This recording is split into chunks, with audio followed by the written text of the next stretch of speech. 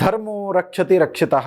ಧರ್ಮದ ರಕ್ಷಣೆಯನ್ನು ನಾವು ಮಾಡಬೇಕಾಗಿಲ್ಲ, ಕಿಂತು ಧರ್ಮ ತನ್ನಷ್ಟಕ್ಕೆ ತಾನೇ ಸಂರಕ್ಷಿತವಾಗಿದೆ. ನಾವು ಮಾಡಬೇಕಾಗಿದ್ದು ಧರ್ಮದ ಆಚರಣೆ. ಸೊ ಧರ್ಮೋ ರಕ್ಷತಿ ರಕ್ಷಿತಃ ಅಂತಂದ್ರೇನು? ಆಚರಣೆಯನ್ನು ಮುಖಾಂತರವಾಗಿ ನಾವು ಆಚರಣೆಯನ್ನು ಮಾಡ್ಕೋತ ಹೋದ್ರಿ ಅಂತಂತಂದ್ರೆ ಆ ಧರ್ಮದ ರಕ್ಷಣೆ ಆಗ್ತದೆ. ಧರ್ಮದ ರಕ್ಷಣೆ ಆಯಿತು ಅಂತಂತಂದ್ರೆ ಅವಶ್ಯವಾಗಿ ನಾವು ಬೆಳಿತೇವೆ, ಉಳಿತೇವೆ, ಭಗವಂತನ ಸಾಮೀಪ್ಯವನ್ನು ಪಡಿಲಿಕ್ಕೆ ಸಾಧ್ಯವಾಗ್ತದೆ. ಸೊ ಇಂತಹ ಭಗವಂತನ ನಾಮಸ್ಮರಣೆಯನ್ನು, ನಾಮ ಸಂಕೀರ್ತನೆಯನ್ನು ನಿತ್ಯ ನಿರಂತರವಾಗಿ ಹೇಳಿಕೊಡುವಂತಹ ಕಾರ್ಯಕ್ರಮ ಸ್ತೋತ್ರ ಮಂತ್ರಗಳ ಒಂದು ವಿಶೇಷವಾದಂತಹ ಸಾಂಗತ್ಯವನ್ನು ನಾವು ನೋಡ್ತಾ ಇದ್ದೇವೆ. ಎಲ್ಲ ವಿಧವಾಗಿರತಕ್ಕಂತಹ ಸ್ತೋತ್ರಗಳನ್ನು ಕಾಣ್ತೇವೆ.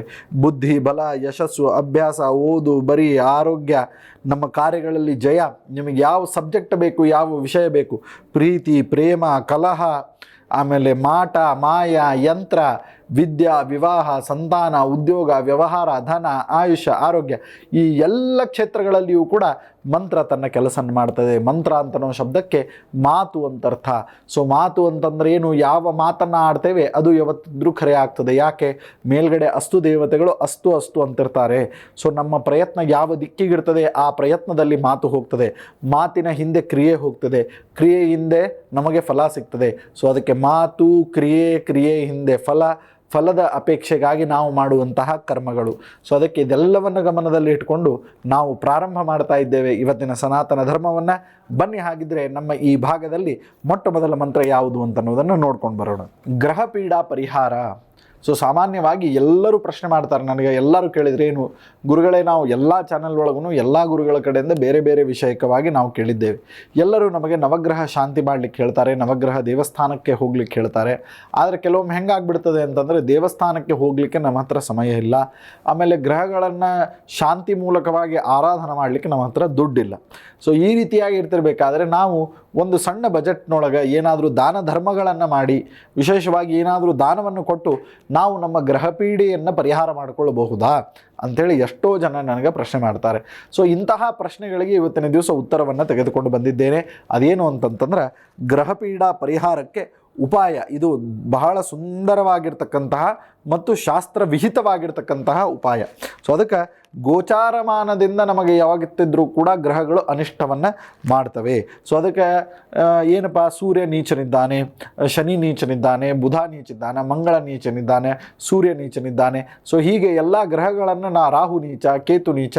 ಸೊ ಈ ರೀತಿಯಾಗಿ ನೀಚ ನೀಚ ನೀಚ ಅಂಥೇಳಿ ಅಂದರೆ ಆ ಗ್ರಹಗಳ ಸ್ವಭಾವ ಏನಿದೆ ನಮ್ಮ ಮೇಲೆ, ಇದು ನೆಗೆಟಿವ್ ಆಗಿ ನಮ್ಮ ಮೇಲೆ ಯಾವತ್ತಿದ್ರೂ ಪ್ರಭಾವವನ್ನು ಬೀಳ್ತಾ ಇರ್ತದೆ.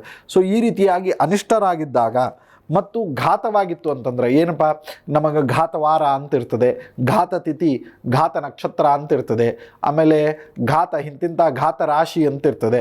ಸೊ ಅದಕ್ಕೆ ಇಂತಹ ಎಲ್ಲ ಘಾತಗಳಿದ್ದು ಅಂತಂತಂದರೆ ಎಲ್ಲ ರೀತಿಯಾದಂಥ ಘಾತಗಳನ್ನು ದೂರ ಮಾಡಲಿಕ್ಕೆ ಸೊ ತಪ್ಪದೆ ಏನು ಮಾಡಬೇಕಪ್ಪ ಅಂತಂತಂದರೆ ಯಥಾಶಕ್ತ್ಯಾನುಸಾರ ಒಬ್ಬ ಮನುಷ್ಯನಿಗೆ ಬೇಕಾಗುವಷ್ಟು ದಾನವನ್ನು ಮಾಡಬೇಕು. ಸೊ ಒಬ್ಬ ಮನುಷ್ಯ ಅಕಸ್ಮಾತಾಗಿ ಈ ಪದಾರ್ಥಗಳನ್ನು ನೀವು ದಾನ ಕೊಡ್ತೀರಿ ಅಂತಂದರೆ ಒಬ್ಬ ಮನುಷ್ಯನಿಗೆ ಅದು ಉಪಯೋಗವಾಗಿರಬೇಕು, ಅಷ್ಟು ದಾನವನ್ನು ಕೊಡಬೇಕು ಅಂತ ಹೇಳ್ತಾರೆ.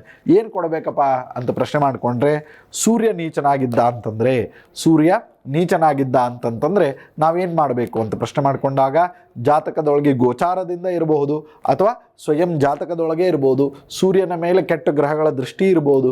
ಸೊ ಇಂಥವೆಲ್ಲ ದೃಷ್ಟಿದೋಷಗಳನ್ನು, ನೀಚತ್ವವನ್ನು ಮತ್ತು ಘಾತವನ್ನು ಪರಿಹಾರ ಮಾಡಲಿಕ್ಕೆ ಸೂರ್ಯನಿಗೆ ಪ್ರೀತ್ಯಾಸ್ಪದವಾಗಿ ನಾವೇನು ಮಾಡಬೇಕು ಅಂತಂದ್ರೆ ಭಾನುಸ್ತಾಂಬೂಲದಾನಾತ್ ಏನು ಮಾಡಬೇಕು, ಸೂರ್ಯನಿಗೆ ತಾಂಬೂಲ ದಾನವನ್ನು ಕೊಡಬೇಕು. ಸೊ ಸೂರ್ಯನಿಗೆ ಸಂಬಂಧಪಟ್ಟಂತಹ ಸಮಸ್ಯೆಗಳ ನಿವಾರಣೆ ಆಗಬೇಕಾ, ತಪ್ಪದೆ ತಾಂಬೂಲ ದಾನವನ್ನು ವಿಶೇಷವಾಗಿ ನಾವು ಕೊಡಬೇಕು. ಸೊ ತಾಂಬೂಲ ದಾನಾತ್ ಅಪಹರತಿ ನೃಣಾಂ, ಅದಕ್ಕೆ ಹೇಳ್ತಾರೆ ಭಾನುಸ್ತಾಂಬೂಲ ದಾನಾತ್ ಅಪಹರತಿ ನೃಣಾಂ ವೈಕೃತಂ ವಾಸರೋತ್ತಮ. ಸೊ ಅದಕ್ಕೆ ತಾಂಬೂಲ ದಾನವನ್ನು ಮಾಡೋಣದ್ರಿಂದ ನಮ್ಮ ಎಲ್ಲ ರೀತಿಯಾದಂತಹ ಸೂರ್ಯ ದೋಷಗಳು ಪರಿಹಾರವಾಗ್ತವೆ. ಮುಂದೆ ಹೇಳ್ತಾರೆ ಏನು, ಸೋಮ ಶ್ರೀಖಂಡ ದಾನಾತ್, ಸೋಮನಿಗೆ ಪ್ರೀತ್ಯಾಸ್ಪದವಾಗಿ ಶ್ರೀಖಂಡ ಅಂತ ಅನ್ನೋದು ಒಂದು ಸ್ವೀಟ್. ಸೊ ಅದು ಮೊಸರಿನಿಂದ ತಯಾರು ಮಾಡುವಂಥದ್ದು. ಸೊ ಮೊಸರು, ಸಕ್ಕರೆ, ಅದಕ್ಕೊಂದು ಸ್ವಲ್ಪ ಫ್ಲೇವರ್ಸ್ ಎಲ್ಲ ಹಾಕಿ ತಯಾರು ಮಾಡುವಂಥದ್ದು. ಇದು ಸನಾತನವಾಗಿರ್ತಕ್ಕಂತಹ ಒಂದು ಐಸ್ ಕ್ರೀಮ್ ಅಂತಲೇ ನಾವು ಹೇಳ್ಬೋದು.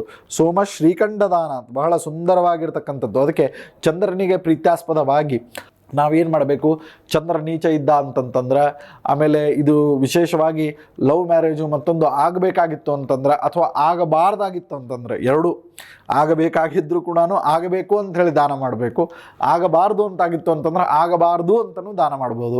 ಆಮೇಲೆ ಮನಸ್ಸಿನ ಪರಿಸ್ಥಿತಿಗಳು ಸರಿ ಇಲ್ಲ ಅಂತಂತಂದರೆ ಸೊ ಅದಕ್ಕೋಸ್ಕರವೂ ಕೂಡ ಏನು ಮಾಡ್ಬೋದು, ಶ್ರೀಖಂಡ ದಾನವನ್ನು ವಿಶೇಷವಾಗಿ ಮಾಡಬೇಕು. ಸೊ ಅದಕ್ಕೆ ಹೇಳ್ತಾರೆ, ಭಾನು ತಾಂಬೂಲ ದಾನಾತ್ ಅಪಹರತಿ ನೃಣಾಂ ವೈಕೃತಂ ವಾಸರೋತ್ತಂ ಸೋಮಂ ಶ್ರೀಖಂಡ ದಾನಾತ್ ವನಿತ ಅನುಭವೋ ಭೋಜನಾತ್ ಪುಷ್ಪದಾನಾತ್. ಜಿ ಕನ್ನಡ ನ್ಯೂಸ್ ಈಗ ನಿಮ್ಮ ಮನೆಯಲ್ಲೇ ನೋಡಿ, ಎಲ್ಲ ಕೇಬಲ್ಗಳಲ್ಲಿ ಈಗ ಲಭ್ಯ.